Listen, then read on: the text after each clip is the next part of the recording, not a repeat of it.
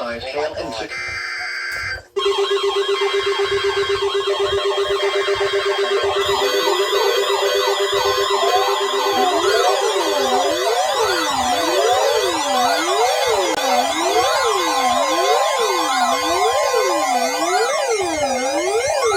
issued a severe thunderstorm warning for northeastern Shelby County, northern Logan County, northwestern Union County, Ohio, Hardin County, Auglaize County, until 9 p.m.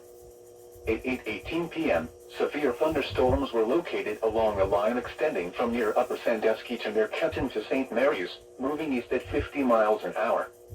Hazard, 60 miles an hour wind gusts and quarter-size hail. Source, radar indicated.